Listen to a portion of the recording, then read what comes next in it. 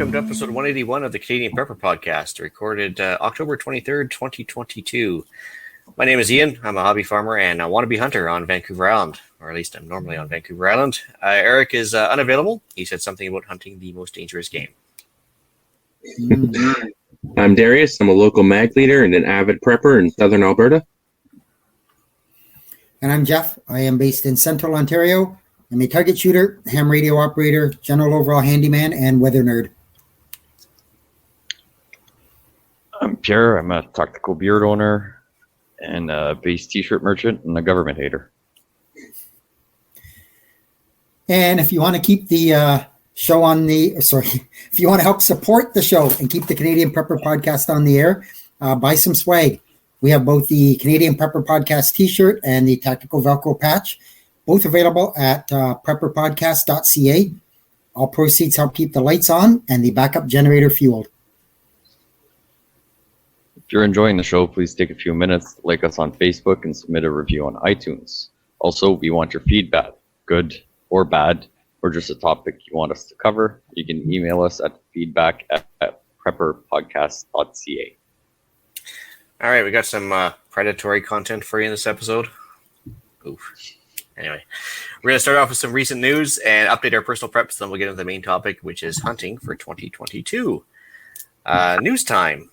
So I didn't expect to be on here tonight until recently here, so I didn't have much in the way of news to gather up. But I guess I'll post this one without comment here. But if you want to hear more about it, we can probably talk about it tomorrow on Canadian Patriot Podcast. But the handgun transfer ban went through this week. The federal government decided to enact the much promised handgun sales and transfer freeze. So there's an article from the CBC there that says basically what you have is what you're going to have for the rest of your life, and no more, no less, and that's pretty much it. Yeah. And the criminals are going to listen to that, and they're going to obey that. Yeah. Yeah. Right. At least we'll get a few smugglers out of the jobs, right? Maybe they'll just start. Can they qualify for EI since we took their income away? I'm sure they can. Yeah, probably. Actually, probably they'd have a better chance. No, Trudeau, he probably would pay them. Yep. I've got a couple of articles here. First one, as everybody knows, or should know at least, hopefully, there's been quite the drought throughout a lot of areas, Canada included, BC, Alberta, down into the States, a lot of it in the central states this time. The Mississippi River is presently at historic lows. Barges are running at max 60% of capacity. Some areas they're down to 40%, just to stop them from running ashore, catching on sandbars and stuff. So, of course, that's more of a disruption to your supply chain, and they're finding shipwrecks that they didn't know were there. They're finding human remains. Nothing different than what was going on over in Lake Mead. Rain's coming. I'll talk about that on my weather blurb, but it's going to take a lot to recoup what they've lost. And the second article I have is it doesn't affect us except for just what we keep saying about, having especially money on hand. The underwater cable that connects Scotland to the Shetland Islands was damaged, and that cut off their phone, their internet. So of course, you couldn't buy anything with a debit card. ATM machines wouldn't work. Most phones wouldn't work. Some mobile phones would work for some reason. There might have been a couple of part of the cables that weren't damaged, but for the most part, you couldn't buy anything unless you had cash. So just again, another idea to keep money handy. Literally the tenuous thread holding society together. It's just one cable and that's it, eh? Yep. Pretty much. And they're on an island, so I mean, if they severed the whole cable and outside of a ham radio or some other way of being able to get a hold of somebody on the mainland, you're foobarred. Yeah. Yeah, and on a similar note, so we all know a little while ago about the Nord Stream pipelines that had the underwater explosions, and nobody knows why exactly that happened.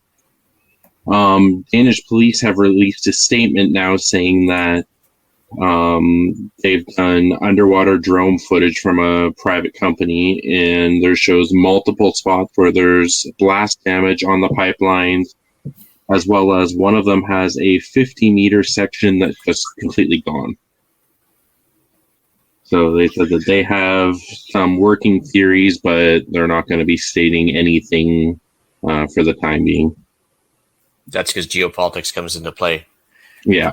I mean, the cable might have had some information leading to the arrest of Hillary Clinton or something, and maybe it, had an unfortunate accident or something. Who knows? The cable committed suicide. Yeah, that's right. With a shotgun blast to the chest, hanging from a tree or something. Yeah, it's funny how that works. But yeah, it's interesting little bit on Flight Aware. You can actually watch a unspecified country's military airplane go zorching out towards where the cable explosion was, drop a torpedo, and come back. So, just saying. Yeah. Anyway. So, I found a quick article because I wasn't sure if I was going to be on tonight or not, but there's a giant recall on dry shampoo, which I don't really use dry shampoo. We don't, but it might not be a bad thing to have in your preps. So just a bunch of bottles in the last, 2 years, it says, 2020 to 2022, 15 different products all being recalled. So if you've got those in your preps, take a look and see.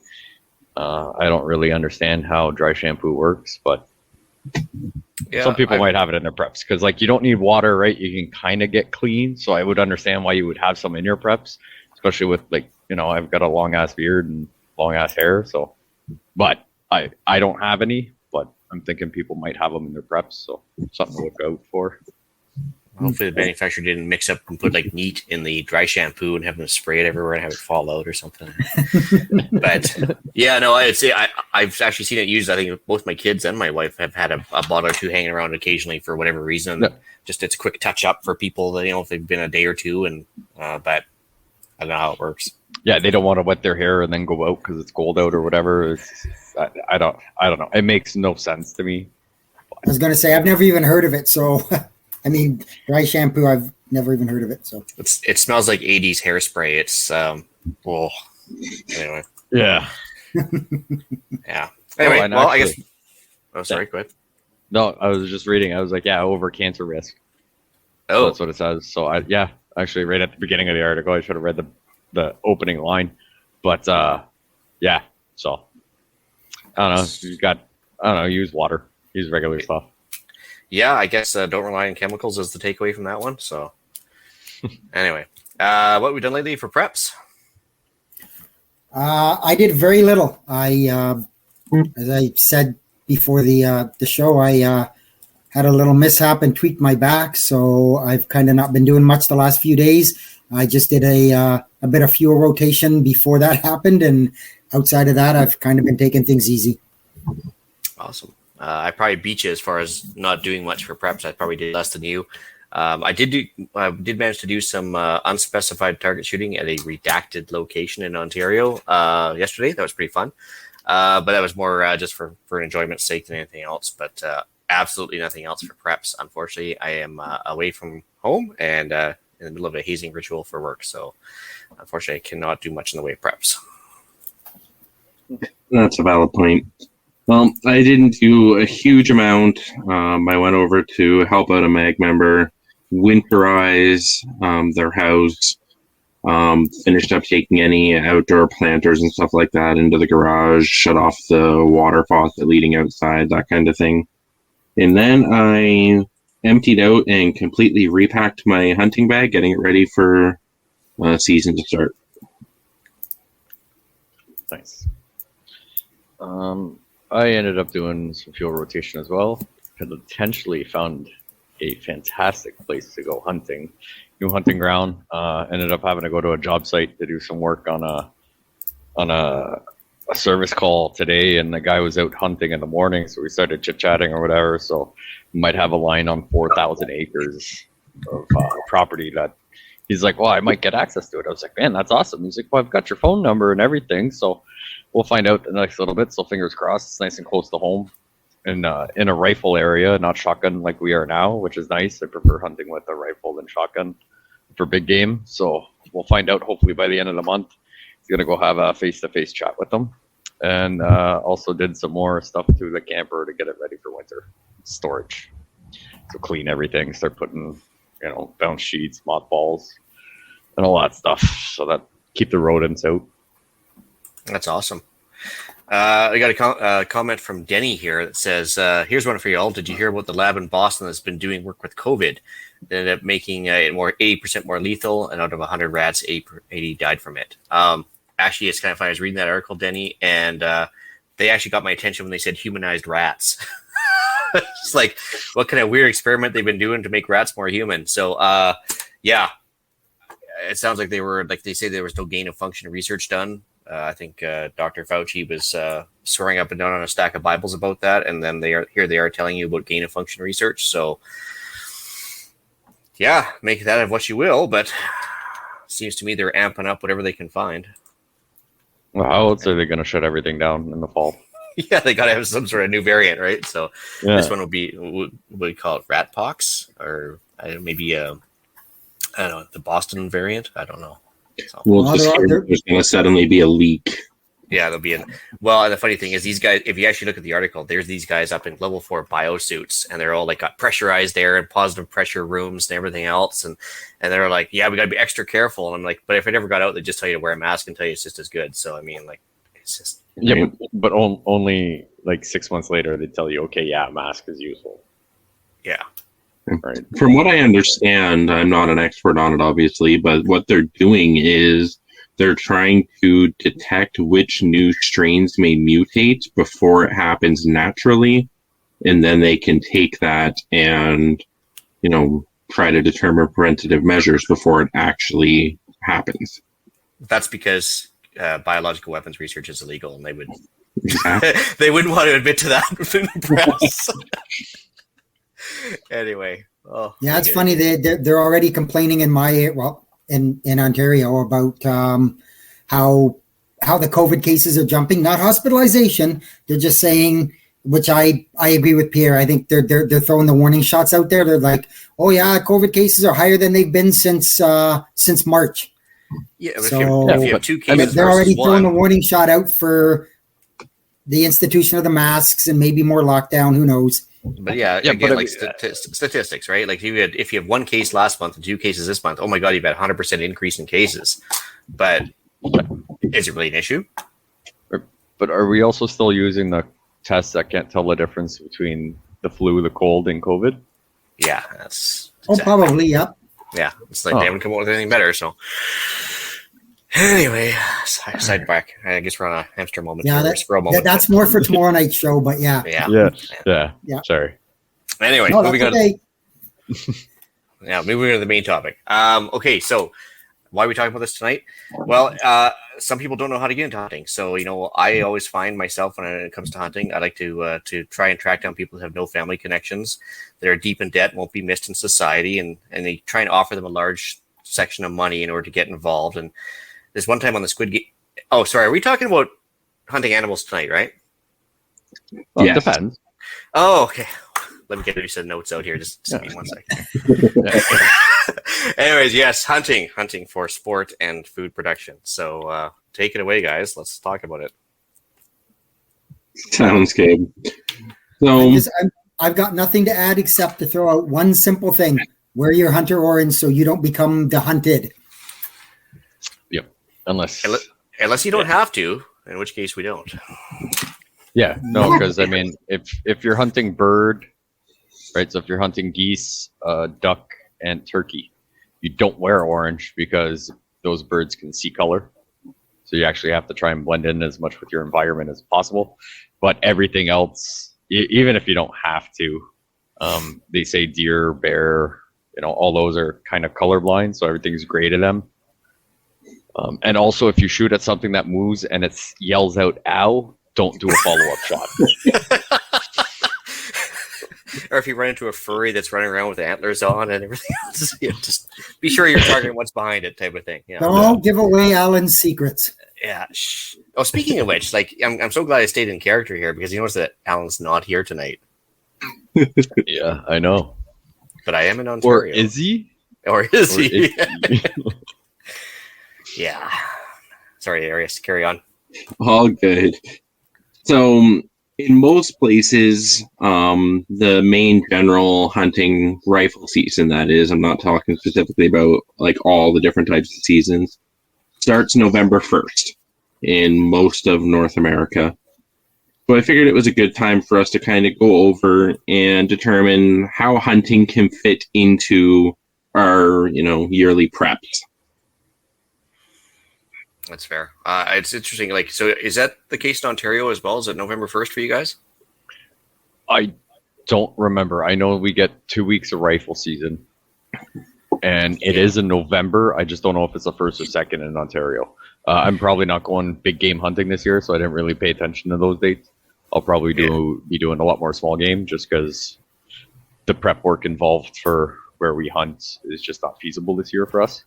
Yeah, but yeah, in the microcosm where we are, it's like, it's we start September 10th and we finish December 10th technically, but by the end of November it's pretty much a done deal. So yeah, it's kind of funny how it's definitely different in places, but yeah, the vast majority of Canada I think is November 1st, isn't it? Yeah, and you can go all the way to New Year's Eve, the 31st of December with bow, because the bow season is very long in Ontario. Cool. Yeah, I'm lucky in Alberta because depending on which management unit I go into, I have anywhere from beginning of September all the way to the end of December. For bow or? For bow and in some cases rifle. Oh, wow. Yeah, we only get 2 weeks in most of Ontario rifle, and then I think there's a week break, and then we get 1 week of black powder. And then everything else is strictly bow. I think I need to make a trip to Etsy. Dave tells us so he has an antler hat for his mother-in-law. That's pretty awesome. Yeah. Anyway, carry on, Darius. Yeah. So, besides the, running and gunning for small game, the main types of hunting that a lot of people do during the November, December seasons or the late season, they'll either do spot and stalk, tree stand, or blind hunting are kind of the three big ones for most types of deer. Yeah, so do you spot out like tree stands ahead of time, kind of build them up, and or do you just kind of like do it on the fly, like with the spikes and kind of a branch and everything else? Or have you built them before? Yeah, personally, I end up doing actually a lot of mountain spot and stalk.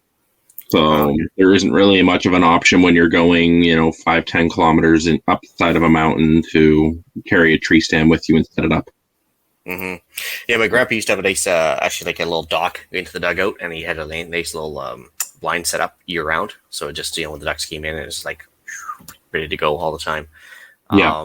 I always hesitate because it creates controversy, but I will mention people do truck hunting. You're not allowed to shoot from a vehicle, of course, but I mean, a lot of people just drive up and down, crown land roads, grid roads, whatever, wherever they are, because I mean, grouse is a thing, but also just don't be afraid to if you, depending on where you live, sometimes stuff just comes up. Either it comes into your backyard and you happen to be backing onto crown land, or some people use or can use, depends on where they are. I mean, they can use like snaring traps of sorts for small game, but there's different ways. But you're talking for large game, spot and stalk and tree stand seems to be the way to go.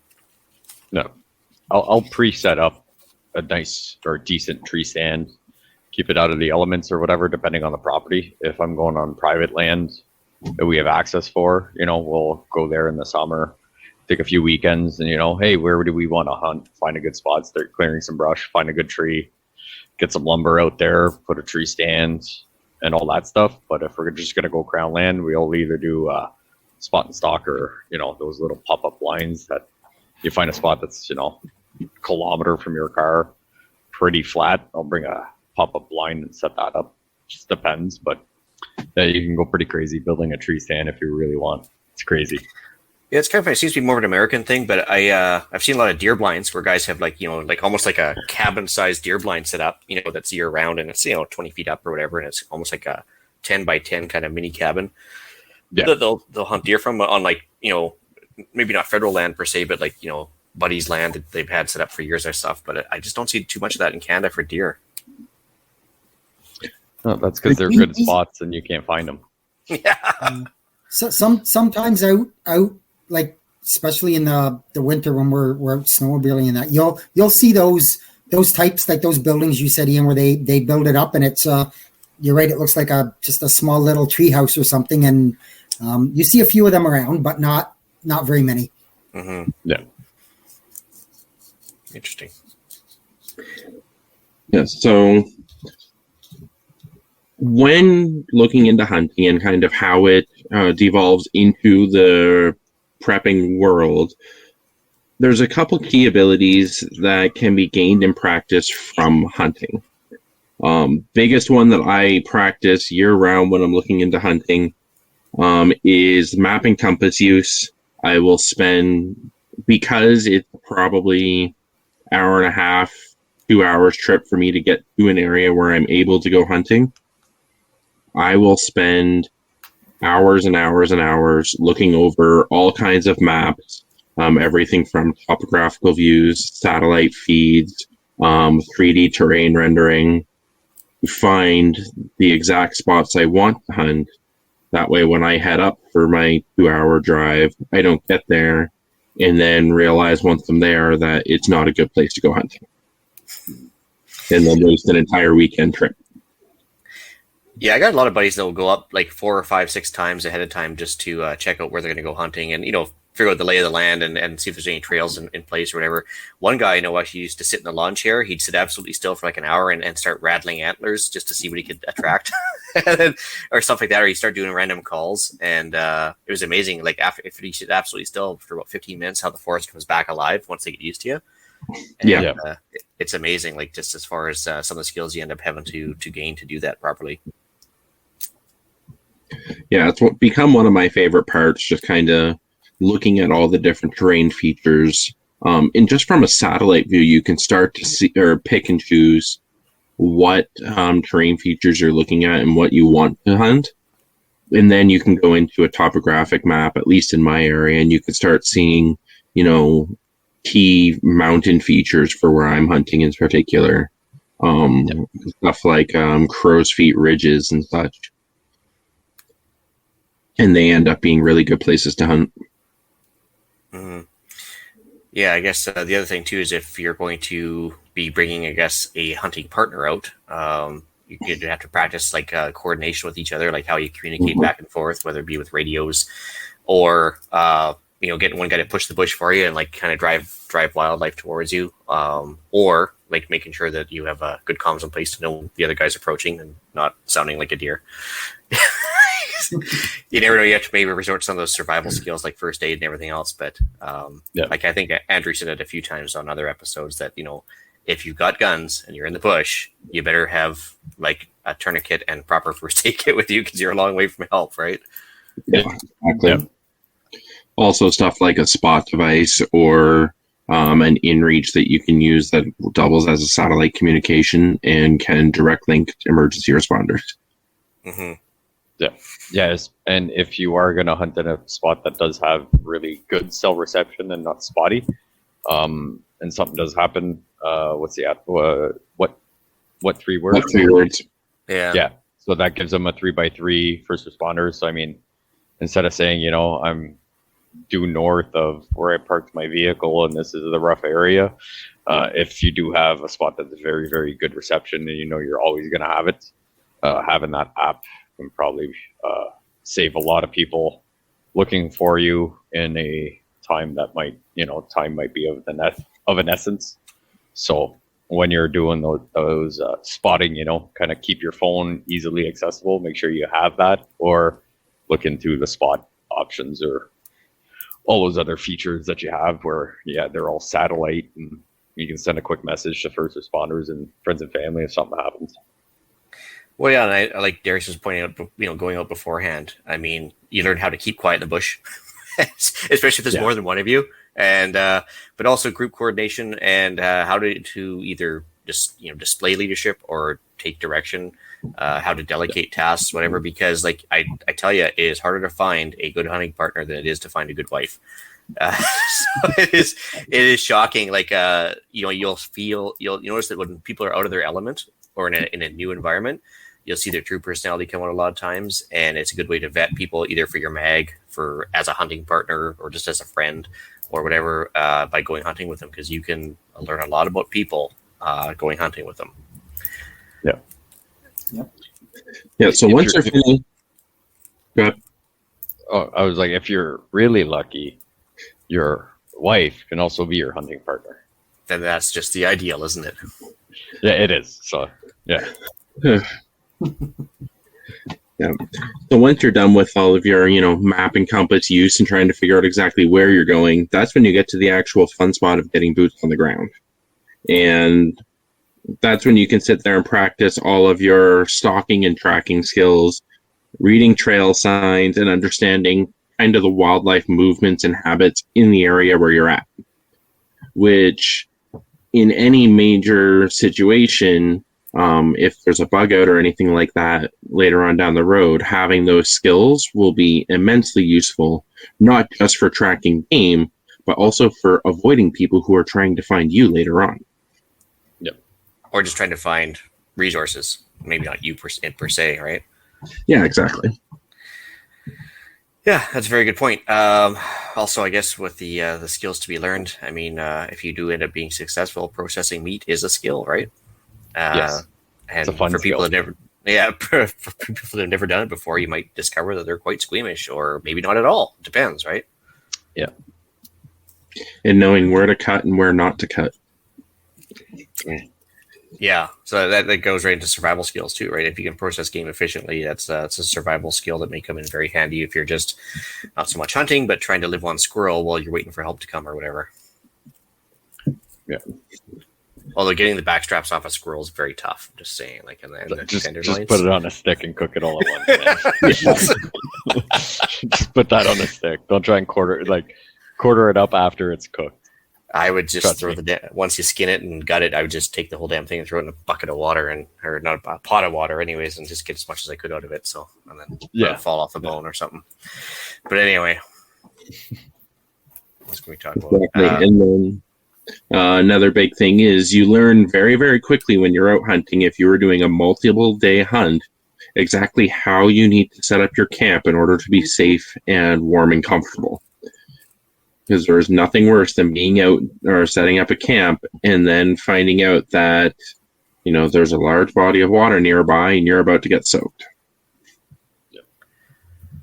Yeah, that's a good point. As far as camp setup too, gear testing comes into play, right? I mean, it's a good way to find out if that, that camp axe works like you, like as advertised, or works well for you.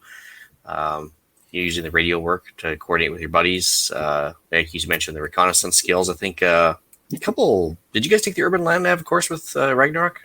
Was it you, Jeff, or was it somebody else took that? No, I didn't. All right, because I mean, there's as far as scouting the land and everything else, it comes into multiple skill sets when you if you want to just check out something that's new or check out hunting lands or whatever. There's lots of stuff to be learned there.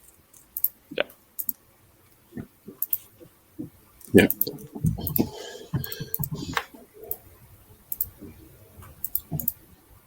So, going into that with the where you mentioned with the axe and that, learning how to care for your gear when you're in the woods is completely different than figuring out how to take care of your gear when you're at home. Different methods of sharpening depending on the tools that you have available for both axes and your knives if you're using them to skin. Keeping a sharp knife is a lot harder when you're out in the woods than it is in your backyard. Well, especially you don't have the 30-degree jig that does a perfect edge for you every time, and you just got a sharpening stone with you. Yeah. Also, having a quality tool that doesn't go dull the first time you use it is a bit of a plus too, right? because nothing worse than getting the $5 Cabela's knife that after like the third cut needs to be sharpened and you're done. Like it doesn't work nearly as well. Yeah. In some scenarios, quality does come with a price tag. There are exceptions where I'm like, you find like a smoking deal where it's just like, yeah, I'll buy this all day, every day. But depending on the gear itself, there could be a price tag involved with it that you need to either come with terms or learn how to skin half an animal or, a quarter of it, and then take the time and learn how to resharpen your knife, wipe it down, sharpen it up, back up, and then keep going at it. So, I mean, there's a trade-off there where you could say, I'm going to save myself $100 and practice the skill while doing everything. Or, say, buy that, spend that extra $100 and I know this knife will be good for at least 3 animals before I really need to worry about doing it unless I drop it on a rock or, I keep nicking the bone every time I stick it in there. So understanding that there are, cost trade-offs when you decide to go cheap compared to spending a little bit more. Sometimes, there is a big difference in quality.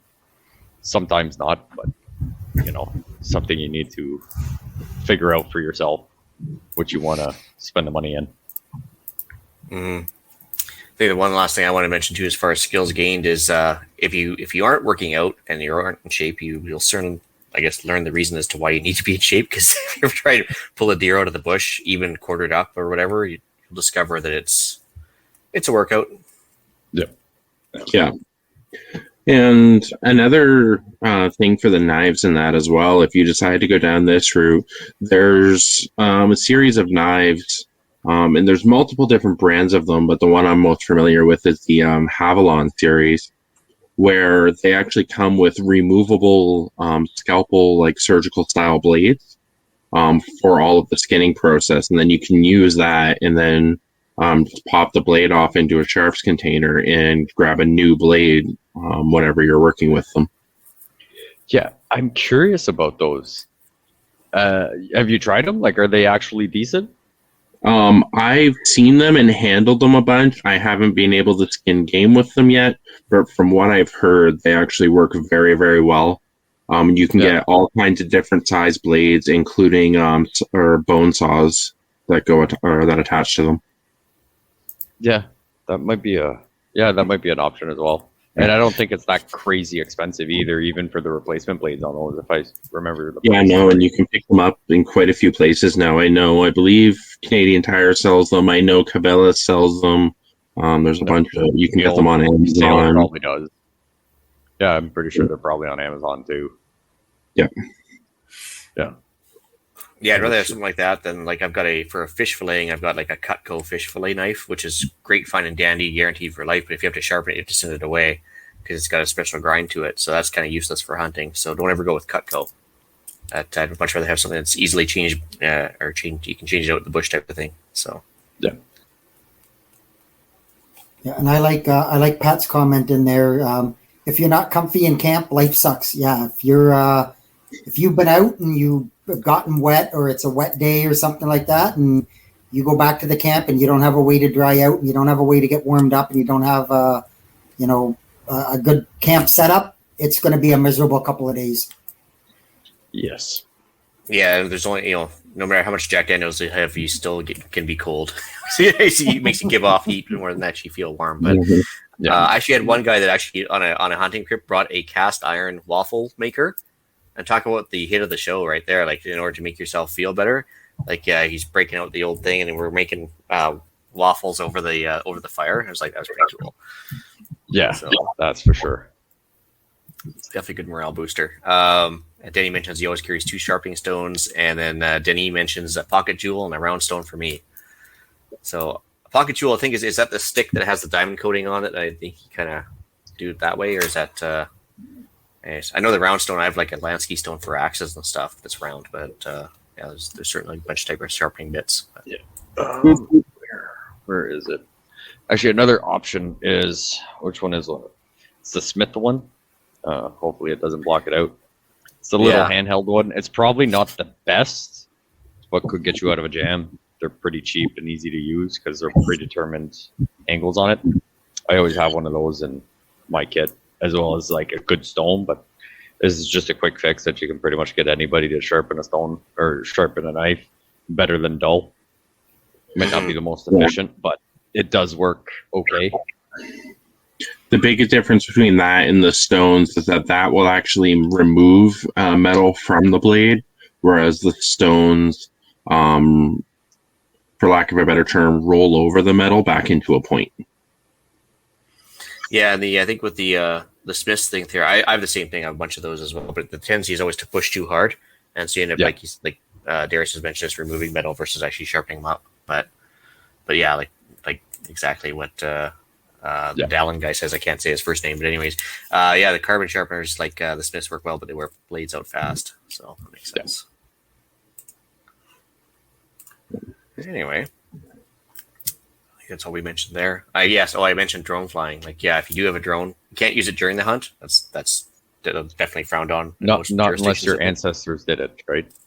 That was a different story. So, but for the average guy, you can go and drone fly ahead of time on your, scoping out terrain well before hunting season. That's for sure. But certainly a no-no to use it the day of. But it's a good practice doing that. And even if you want to see what's over that ridge or over that hill or whatever, and maybe something's changed, it's a good way to scope the terrain ahead of time.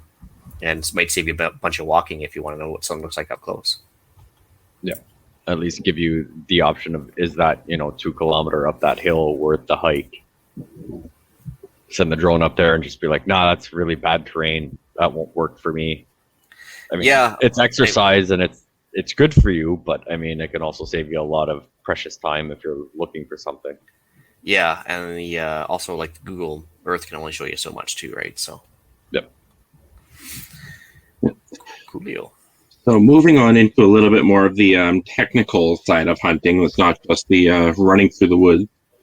A lot of people will sit there, and if they've never gone hunting before and they don't understand the process, they'll say that, hunting is just a sport where you're going out there to shoot an animal. And what they don't realize is that hunting is a method used by wildlife management agencies all over the world to increase the health of animal populations. There's a direct correlation between the population numbers of a species and the level of illness and disease that affect that species. And they use tags for hunting and such, as well as the recorded number of bagged animals to help control those populations and to, over time, slowly develop the increased health of that species in that area. Yeah, absolutely. I would kind of think it's, I was going to say no different than kind of the population on Earth is. There's only so much food to go around, and once you have more people or quote animals, then the food source can substantiate. Yeah, they're going to start starving. They're going to get sick. They're going to get disease, and then you're going to be in even more problems. Yeah. So, I guess the average non-hunter doesn't realize that the amount of animals that are allowed to be taken in a given wildlife management unit doesn't stay static. It changes on a year-to-year basis based on, like Darius mentioned, the health of the herd, how many excess animals for the carrying capacity of the land. So if there is a chance, like if there's going to be food scarcity that fall, they might amp it up just to take care of animals that would otherwise die anyways and let the remaining animals have a higher food amount, and so they're actually end up healthier come springtime. So there actually is a fair amount of science that goes into it.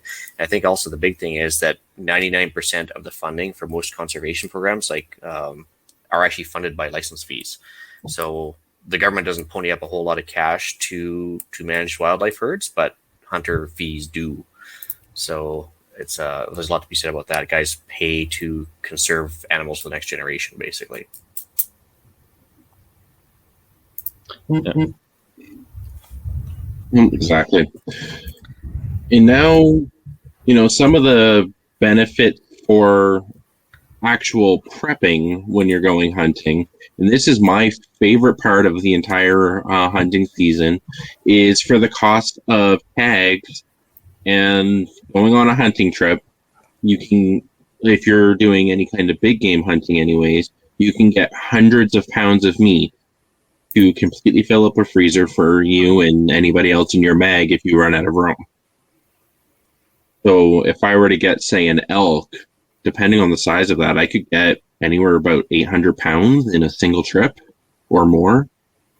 Yep. And with the price of meat the way it is in stores right now, I'll spend the, $100 or whatever to go. Yeah. And then come back with that much meat. Yeah, I mean, it's interesting. It's but you're playing the odds too, right? Like for the people that come away skunked, I mean, obviously they're at a loss, but yeah, when you do win, you win big. I mean, in certain cases, like for me, when I was taking two ferries to go to an island to go hunt, and coming back, and by the time you throw in gas money and everything else, it probably would have been way cheaper just to go to Costco and buy, the air hammered cow. But by the same token, though, I guess, for the people that are like environmentally conscious and stuff, is like when you think about what the animals are, if you want to attach all these hippie labels to it, it's organic, it's free range, antibiotic free, sustainably managed, ethically harvested, all that stuff. But it can be cheaper to just go to Costco and get it. By the same token, though, like you said, when you get a large animal, the larger the better, obviously, like a moose or something, you're coming out way ahead of the game for the price of tags and even the gas and your time. It's definitely worth it, but plus the skill set gained is huge, right? Yeah, exactly.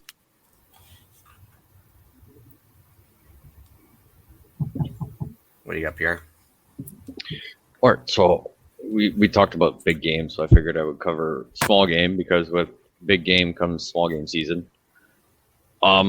So that'll cover pretty much rabbit, squirrel, grouse, partridge. Coyotes also open under your small game license, at least in Ontario, and you can hunt those year round. Apparently, it makes a wicked stew. Haven't tried it yet, but I'll keep you guys posted on that. Some people will say, why would you want to hunt those types of predators? Coyotes follow food. So if you've got coyotes, staying around close to your house, your neighbors either have chickens that they can get, or there's a fairly good population of small game, which is, squirrels, rabbits, grouse, partridge. And when those coyotes disappear or leave, they've only left the really, really smart ones. So it can take, 3 to 5 years for that, small game population to come back. So if you want to kind of keep your small game around, hunting the predators around may not be a bad thing, and then keep an eye on everything. I love small game hunting. One of the big reasons is there's barely any prep work. Just find a good forest and go for a walk. Mm-hmm. So I always have a bag for me and Mel ready to go. And it's just hanging up. We wake up in the morning and say, hey, I want to go. Let's go small game hunting. We can be out the door in like 3 minutes, everything we need for the day. We don't tend to do big hunting trips for small game. So they're nice to squeeze in those small little ones. It keeps you out, everything. And I find a lot of people are easier to try and convince to try something when you make a stew with a few rabbits in it, or some squirrel meat, or make get a few squirrels, a few rabbits, and a few partridges, and then grind it all up and make yourself a wild game meat pie. A tourtière, as the French would say. And I like it because my daughter loves coming with us when we go hunting, but it's very hard to keep her quiet if you want to do big game. So, right, she's turning 10 this year, so she's getting a little bit better, but it gets her out, and whether it be winter, a nice day, sun's out, it gets her involved. She enjoys, the fact of, going out and looking for animals. She's short, a lot smaller than us, so she might be able to see under some trees. So it's nice to get the family involved, and it's easy to get someone to come with you to come hunting for the day. Hey, let's just go walk through the woods. Do you see any squirrels, rabbits? It's very different than big game. The big rush is there, right? Everybody wants that big buck and the bear or the elk or the moose or whatever. Small game hunting, I love doing. It's last minute. Just go for a walk, look for, you start learning what specific animals enjoy. If you're looking for rabbits, look through the junipers, that heavy brush area. You start learning their routines and all that stuff. It can be a lot easier and more cost effective to start off with small game. The reward is a lot smaller in the amount of meat you get. But the likelihood of success is probably a little bit higher. Oh, I'd say it's way higher.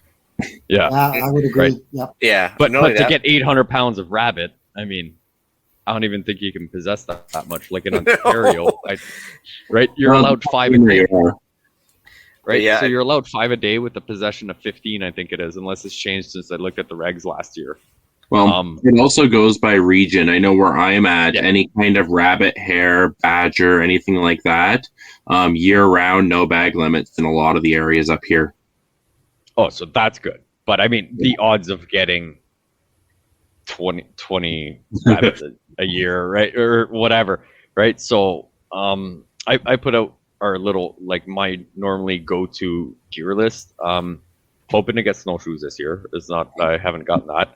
I've got a good bag. It's a Cabela's one. It's kind of like their heavy-duty fanny pack. It's got shoulder straps and waist straps. I put some water. Snacks stay in there all the time. Little granola bars. Nothing crazy, because when I go small game, it's normally just for a few hours, maybe a whole day. A skinning kit, some spare clothes and socks in case I get a little wet. Few small bags, depending, if it's starting to rain or whatever, I can just, throw the squirrels or rabbits or whatever in bags and take it with me. Spare ammo. The bags always have 22 and shotgun ammo. Depending which gun you grab, you're always going to have ammo with you. Radio and batteries, that's mostly if we go hunting, me and Mel together, because we'll just kind of just go our own separate ways and then eventually find each other. Knowledge of the area you're hunting. Where we go, there's a parking lot not far, and it's kind of impossible to get lost because there's also a snowmobile trail and an ATV trail. So I'm like, it's fairly easy to figure out where we are. But if you are going out in those areas, it's a good thing. And if you've got anybody interested in it, just get them to come for a walk with you one day and, get people trying it out. And, if you catch something, they can give you a hand or whatever. That's by far the best is, when someone else is there to enjoy the moment with you. My first deer that we caught it pretty late at night. There was a big buck in that area. So we dragged it back to the camp and we're in the middle of the field. It's like 7 o'clock at night, night's going down. So, we're going through the processing to hang it for the night. Daughter comes running over because she heard I got something and she's just holding on to that front leg while we're skinning it, right? She's like, I'm helping out. And I was like, you're doing absolutely nothing. But it was like, at the same time, you're involved. You're not trying to stick your hand where the knife is. And, she was all up for that process. She was asking, what are you doing? Why are you doing it this way and that? So, try and get people involved. Like, it's not for everybody, but we love doing it as a family. And small game is definitely a lot easier to bring the whole family compared to, trying to get her to sit down and be quiet while we're stalking something is a little bit more complicated.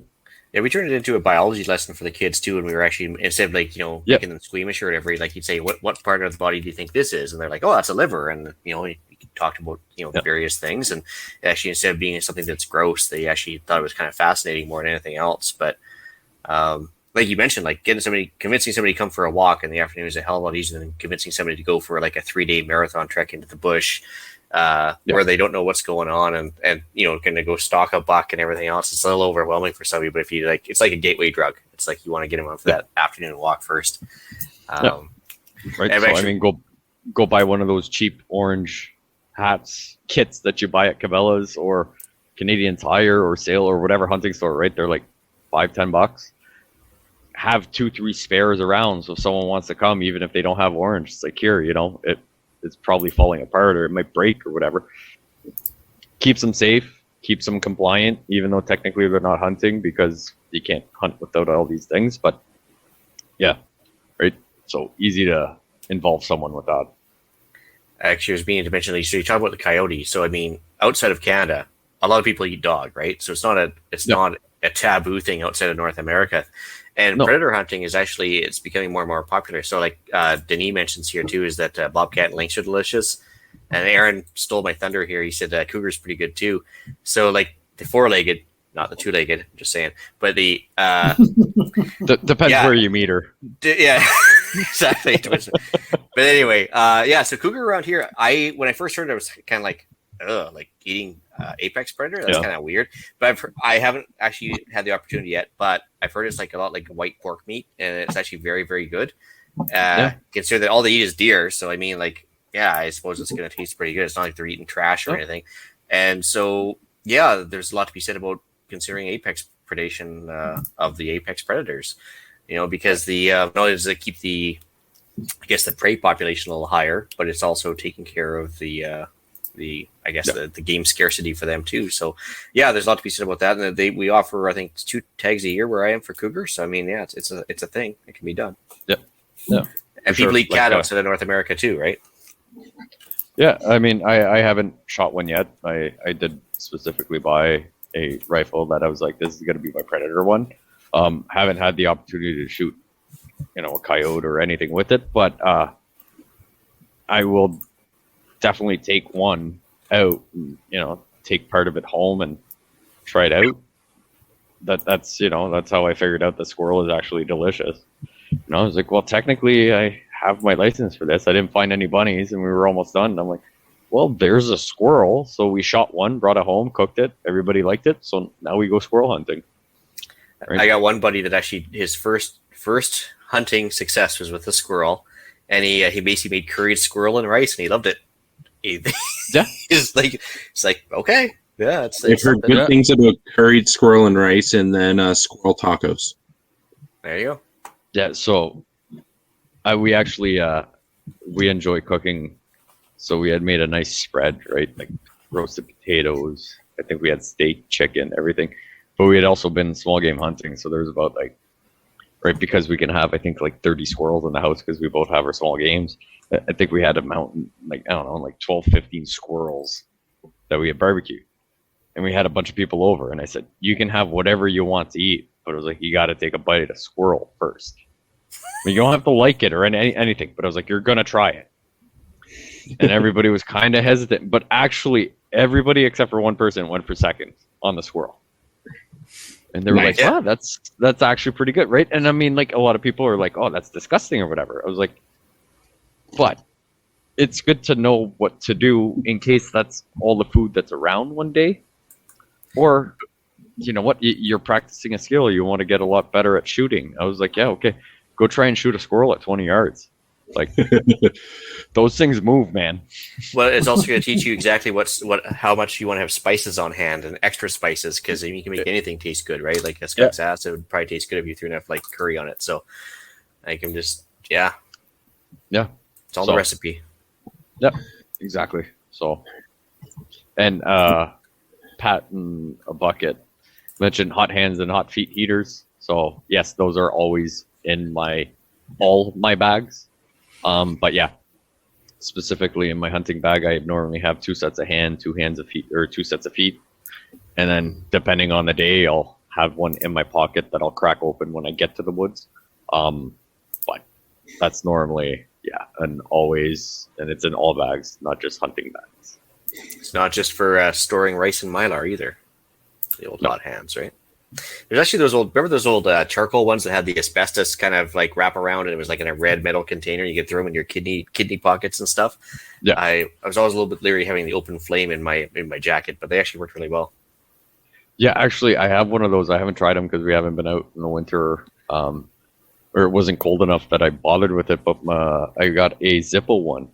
You put Zippo fuel in it, and it's a big square thing, and it's a pocket heater to keep your hands warm. But I'm like, yeah, you got to light it and put the lid back on and then put it in your pocket. And I was just like, I don't know, man. There's something about that I don't trust. But I think you mentioned that in one of the earlier shows couple weeks ago or whatever. And I kind of thought the same thing. I'm like, I'm not so sure I want to be putting an open flame in my pocket. But honestly, they've got awesome reviews.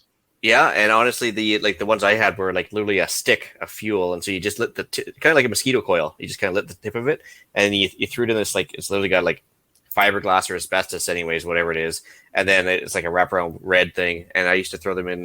There's actually specified kidney pockets in my Canada Goose jacket, and so when I was working in the high Arctic, there it was like we threw those things in there, and it's like all of a sudden life was good, and it could be minus 14 to be fine. So it was pretty cool, but yeah, a little bit unusual. Yeah. Anyway, who mentioned the bears thing? Yeah, so I just figured I'd touch in on it when you guys were mentioning all the different predators and that. Yes, the predators can be good to hunt down, but also just to be wary of them when you're out in the woods. I know where I am, it is prime bear country everywhere you go, so we have to be very careful about how we're storing everything. Otherwise, we may have some unwanted company in the camp in the middle of the night in the form of a very, very large bear. Yeah, well, yeah. I mean, at this time of year, they're looking to eat and fatten up for the winter, right? So they're more active now than they would be, say, the middle of summer, but because they're looking to get fattened up. So. Yeah, depends on where you leave your gut pile for one, but also if you have too many smells going on around a camp and you don't have proper food storage techniques, it's it can be an issue. Yeah, it's a common joke around my mag because I have my full sleep set up as a hammock for when we're camping, rated down to below zero, and they're just constantly saying, "Well, it's a giant, bear height burrito." Yeah, but you'd be too difficult. They like the easy stuff, so they'll just go for the deer that's hanging there versus somebody that's going to put up a struggle, right? So, so it's always good to put that gut pile and hang in the deer maybe downwind of you. Well, I would even hopefully you leave the gut pile in the middle of the woods for the coyotes to take care of, like a couple miles from camp, because I'd rather just bring the corded out or the hauled out carcass. Just less mess and fuss there. So, so some or if you go back to the same hunting area, or if you go back to the same hunting area over and over and over again, offer it to the corvid. Offer it to the what was that? Corvids, the crows and ravens and such. So the corvids. Oh, okay, gotcha. It's an old superstition or not, but apparently, if you go to the same area over and over again, and every time you offer some of the choicier parts of the gut pile and such to the birds, that they'll start actually finding animals for you. It's worth a shot. Never had the opportunity to try it out, but or maybe just sacrifice the least liked guy in your hunting party and see what happens. Just make sure you got good hunting insurance on them. That's right. Well, anybody got anything else, or should we move on? I think we're good. Nope. Yeah, I had something, but I forgot, and I think it was something I thought afterwards. So well, sorry. I guess it's not that important. No, all good. But I mean, honestly, if all the listeners, if they want to have share some hunting stories, I'd love to hear them. I won't be able to do any hunting this year at all, pretty much. So I want to live vicariously with everybody else. So if you're successful, let us know for sure. Yep. Anyway, podcast challenge time. Yeah. So for anybody who hasn't already, podcast challenge is to find your province's hunter safety education course and take one of the courses. A lot of them are done online now, and they go over both the ethics and how to hunt safely. So in the show notes, we've thrown a link for each of the provinces and territories in Canada as well. So I'll put those up in the I won't do it in the Discord, but Eric will, and then we'll make sure that everybody's got a copy. By the time tomorrow rolls around, it'll be on the YouTube notes as well, and I'll see if it actually shows up on the StreamYard notes here in a second. But we'll make sure everybody's got a copy of where to find their stuff. Anyway, I guess moving on to upcoming events. I was trying to be equal and give something for ham radio too, but unfortunately, there's no ham shows anywhere in Canada for used ham bits. Unfortunately, they've all finished up for the year. I guess the boomers are hibernating or something. But anyway, so Perth Gun Show, October 29th is the only thing I could find that's upcoming here is in Perth, Ontario, of course. And the link is in the show notes as well. So you can get your, hopefully your hunting rifle or maybe a bow or something at the Perth Gun Show. It's relatively close to Toronto. So hopefully most of the urban people can find their stuff, and notes in there too. Anyway, Jeff, you got a weather blurb for us? Sure. So the Atlantic hurricane, there's really nothing to report there. It seems to have calmed itself down for now. We'll have to keep an eye on it. However, Hurricane Roslyn has made landfall on the west coast of Mexico as a low Cat 4.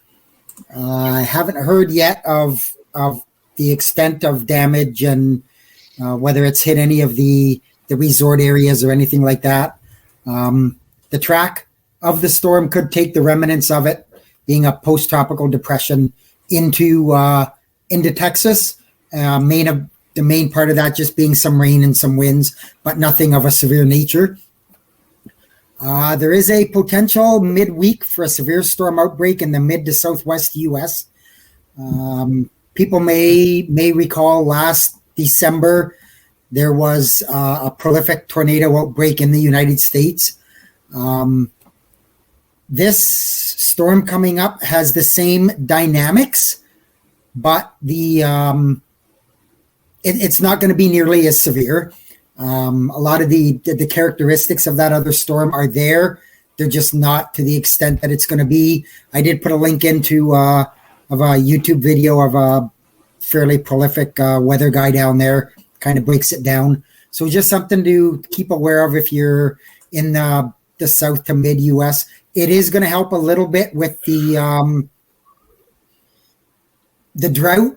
I mean, again, the problem being, when you've got a drought, to cure it, you need long, gentle rain, not a fast and large downpour. All that does is lead to flash flooding. So that's just something else to keep in mind of. That's it. Cool. Well, at least not as crazy the last few weeks for weather anyway. But, okay, so who had the deal of the week? Yeah, so I found one of them. It's actually at Cabela's right now. It's a 30% off on a outdoor edge processing kit for knives. It gives you it's a full hard plastic hunting game processing kit. Cool. How much is it on for? Double checking that right now to see what they reduced it. So it's usually $90. They have it on for $60 at the moment, and that comes with 3 different knives, a rib spreader, a bone saw, a spot for some gloves, and a knife sharpener, all in one kind of hard plastic handled kit. So not just for game handling, but also if you need to extract information from somebody, is what you're saying? Well, there's no pliers in it for the fingernails. Okay. Well, hopefully you can find those too, but yeah. But I mean, sorry, that's on your belt anyways, because you probably have a multi-tool, so that's right. No needed. Sorry. Apologies. So knife sharpener I had for as well. Same flyer from Cabela's, I think. It's just a Work Sharp Precision adjustable knife sharpener. It's 27% off, and I think it was on for like $30. So if you want to keep those interrogation tools sharp, it's a good way to do it. Actually, it's got like a little jig to give you the 30-degree angle or whatever angle you want, and gives it a nice, consistent blade angle on everything. And it's quite the nifty little setup. So yeah, it's basically a third off as well. So that's pretty cool. Anyway, shoutouts. I only had one for myself, unless anybody's got another one. But I got one for Gavin for letting me tag along the last couple of days. So that was fantastic of him. I'll be talking to him tomorrow on the next podcast. Anybody else got a shout out? Nope. Not yet. All right. Email and iTunes reviews. So we got a email back from Erin, and she says, "Hi, CPP crew. Thank you for the great tips as always. If I can offer some additions, and it's in relation to our staying warm in the winter, no power kind of podcast that we did." She says, or he, I'm not sure which one. Costco sells lithium battery heated socks, which are awesome, USB rechargeable. That's great. I'm going to be going to Costco and looking that up. I do have a pair of electric socks that takes an old, I think a C or a D battery or something. And I'm frequently out in the middle of nowhere in the middle of the night in the winter. So that's something I carry in my kit when I'm out there. So I'll certainly be looking at getting something like that. Makes mention of a tent to put up in the house. And it could help to keep the body heat in control when you're sleeping or in active time if heating is hard to do. Yeah, I guess I could see that too, because I mean, not only is it like preventing airflow across you to keep you from cooling down, but it's also like anything that your body heat puts out might get a little bit trapped in the tent. So that does make sense in the house, right? Yep. It's kind of like, and I think it may have been Pierre, I'm not sure, that said if you're in a room, get some plastic and put it around your windows and that to kind of try and prevent the cold air from getting in and that. So it's kind of the same idea. Also mentions insulating silver bubble wrap for the hot water tank. Home Depot sells this. Sounds like they put it on the windows. It's a cheap and cheerful way to keep the heat in, although it keeps out the sunshine, so it's not ideal. I would say it's ideal at night when once the sun's heated up the house or whatever, plop it on the windows at night. You don't need to worry about the sun, and it'll keep the heat in. And good for light discipline in bad times. Yes. I've got some wool single bed blankets at thrift stores to make winter curtains. Again, keep the heat in. The thin plastic window insulators that I just mentioned, talked about. They picked some cheap up at the Restore in case of radiation fallout. I don't know how well they would work, but I think if it's probably busted windows, something is better than nothing. So yeah, I think it was at that point, at the radiation fallout, like, are you really gonna survive? No, I'm thinking in case there's busted windows, it's just a good alternative to keep the breeze from blowing something in more than anything else. But maybe I don't know. Yeah. I'd have to look into it more, but I mean, again, it's always the thing of we say it's better. Something's better than nothing. So with that one, it's actually referencing directly back to when we did our nuclear fallout episode. And what it's referencing is that when you are sealing yourself into a room to just make a clean area, you put plastic sheeting up over the windows and then duct tape around it, and it stops any particulates from coming through the windows into the area that is ionized. Okay. Yep. Ceiling fans moving the correct winter direction will push the hot air down. I do that with I have a ceiling fan in my bedroom, so in the summer it kind of pushes moves the air around, but in the winter, obviously it specifically blows the warm air, because everybody knows warm air rises, pushes the warm air down, and does help a lot, believe it or not, with keeping the room warm in the winter. In a first aid situation, we talked about this before the show. If it says we always feed cold patients to keep their body heat up, whether it's tea or soup or a meal. Food helps us as well. Again, I'm not a medical person. None of us are. We're not obviously giving medical advice. Be careful when you're going to feed somebody food, depending on the extent of what their injury is. I mean, if it's just the simple fact that they're cold, I think that would be fine. But if you're looking at any, Darius, correct me if I'm wrong, that if you're looking at any kind of an injury or potential that they may need some other kind of medical intervention, you really shouldn't be giving them food. Yeah, so with that, it's anytime there is a potential for them to go into surgery, because food can cause further complications in the surgery, or it can help to counteract medications that are provided. But yeah, like if you're just cold, absolutely give them something to warm them up. Never hurts. So at the end, she says, "Thanks again for sharing and all you do, Aaron." So thanks, Aaron, for your feedback. We appreciate it. We've always said to people we're only as good as people who listen to us and give us feedback. We're not experts on anything. We just try to give you somewhere to go and direction to do. And so we appreciate the feedback, and we'd like to get more. Cool. All right, guys. Well, with that, I guess I'll bring episode 181 of the Canadian Prepper Podcast to an end. You can find the podcast on iTunes, Podbean, Spotify, or your favorite podcast app. Please help us out and submit a review. It helps other people find us. And we do record these shows live on Facebook and YouTube. If you want an early peek at the shows, please subscribe to the YouTube channel, Canadian Prepper Podcast, and click the notifications tab. That will give you an alert when we're going live. If anybody wants to reach me, you can contact me at feedback@prepperpodcast.ca, or I am frequently on the Discord, which Ian is not.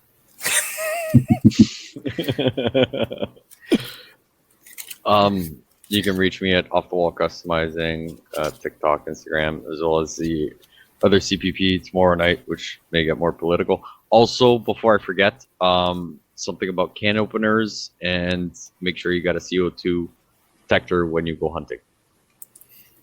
Even if it's just hunting. Well done, Pierre. Well done. Even if it's just hunting on CGN, right?